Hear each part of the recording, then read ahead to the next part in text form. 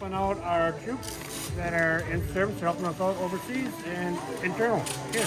All right. Why are you doing this?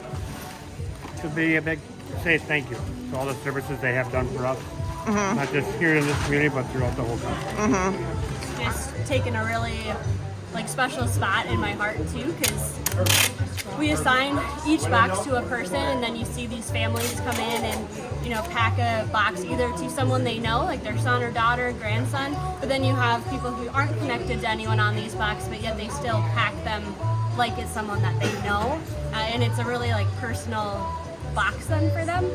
We also have cards that go in them from the different school age kids, and we have the volunteers all write personal notes to them too and stick them in the boxes.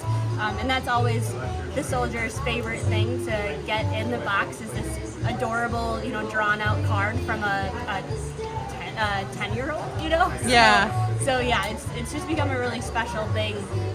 Even though it's just part of my job, I really enjoy helping out with it. So originally we had a staff member who had a son who was deployed, and she had some other families that she knew that had people deployed, and she thought, hey, let's start this and get it going and see what we can do. They used to 15 boxes, 30 boxes. Now we're hopefully going to send over 150 boxes. So. How many volunteers do you think you've had so far? I know we'll have at least 76, as that's what signed up. But I know there was a good number of people here today that didn't even sign up and just showed up to help. So I would definitely say in the 90s.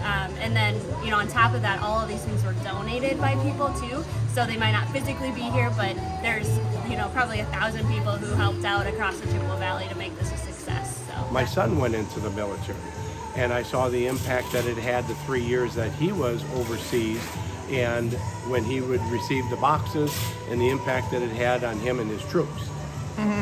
So you were able to send a box to your son. Where was he? Well, he was stationed 2 times, and all we can say is in Africa because of the confidentiality to that. But both times that he did tours in Africa, he received boxes, and many of his troop mates received boxes. And Alex would say it was the single most important event of that week when they got their boxes. My son and a few other young men that we knew from Chippewa Falls had gone in the military. And I was, as a mom, sending him care packages. And he would correspond and say, Mom, there's other guys over here that aren't getting anything, and could we have packages sent to them? So I think the first year we did it, there were probably about 8 names of individuals that got sent packages. It could have been some of my son's friends, and it was also some individual families at the Y whose sons or daughters were also deployed at the time, and so then they were receiving a box.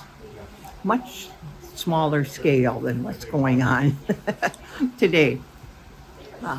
So from that point, it kind of just kept growing from one year to the next. It's like 8 or 10 packages, and pretty soon you were at 15, 20 names.